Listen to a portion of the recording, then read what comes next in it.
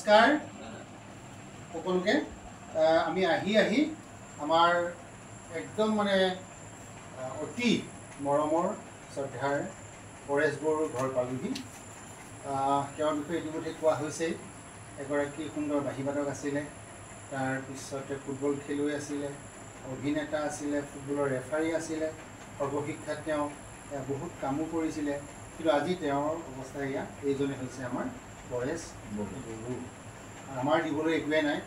ৰজালি দৰ্শন সামাজিক সাংস্কৃতিক আৰু শৈক্ষিক ন্যাসৰ লগতে জীৱন জেউৰী কৃষক সংঘৰ মুখ্য সমন্বয়কো আহিছে। মই চিনাকি কৰি দিছোঁ, এয়া হৈছে পৰেশ বড়ো। এয়া হৈছে আমাৰ ৰজালি দৰ্শন সামাজিক সাংস্কৃতিক আৰু শৈক্ষিক ন্যাসৰ এগৰাকী মানে সদস্য সন্মানীয় ললিত বৰদলৈ। এয়া হৈছে আমাৰ যোগেন বৰদলৈ, আমাৰ অনুষ্ঠানৰ সম্পাদক।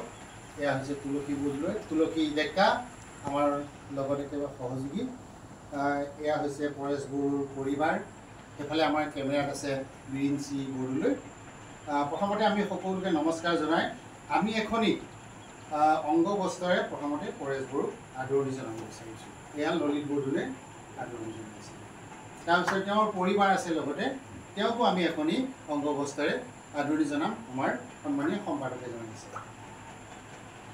আৰু আমাৰ দিবলৈ একো নাই, আমি সৰুকৈ এটি অকণমান মিঠাই টোপোলা এটা লৈ আহিছোঁ লগত, সেইটো গ্ৰহণ কৰিব লাগে।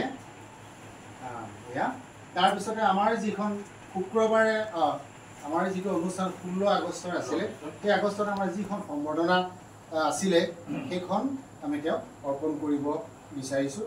এইখন আমাৰ সম্বৰ্ধনাখন তুলসী ডেকাই অৰ্পণ কৰিছে।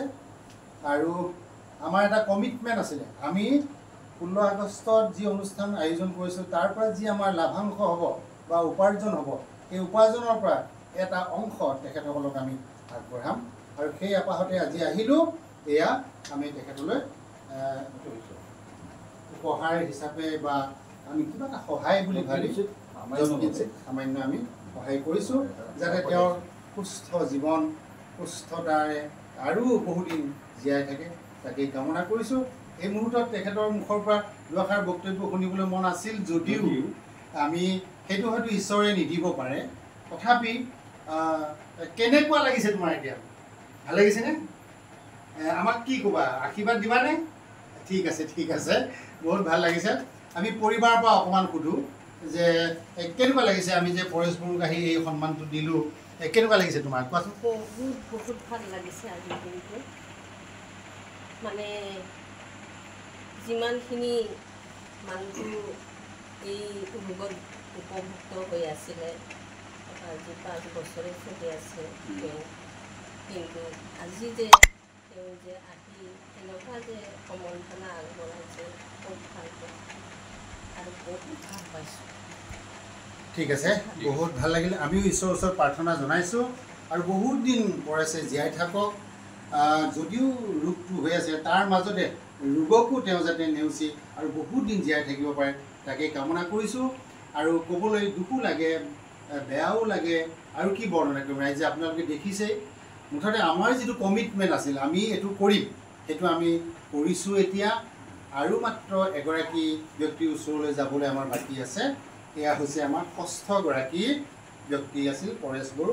আমি তেখেতৰ ওচৰলৈ আহি এনেদৰে অকণমান সহায়ৰ হাত আগবঢ়ালোঁ, ৰাইজে আমাক যাতে কোনো কাৰণত বেয়া নাপায়। আমি তেওঁৰ ওচৰত এটা সেৱা এটা ধৰিব বিচাৰিছোঁ।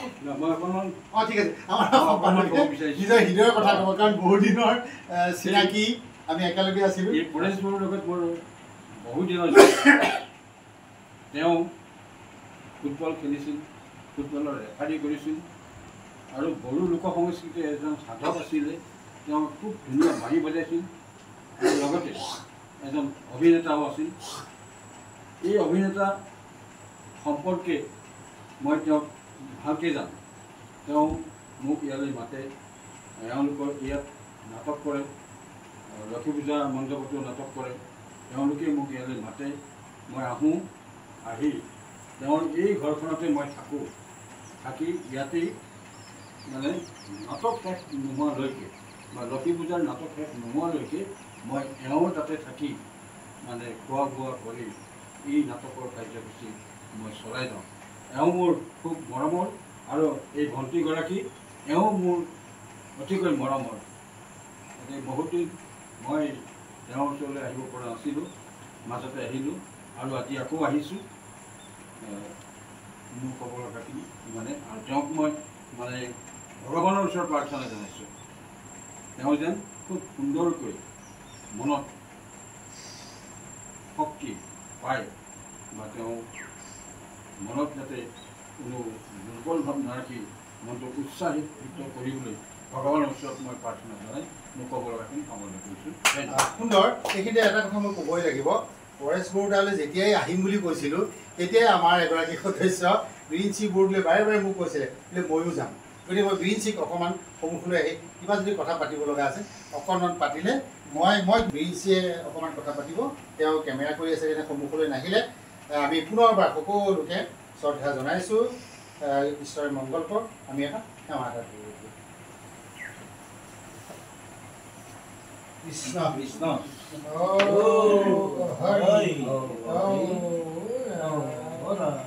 হৰি গুৰু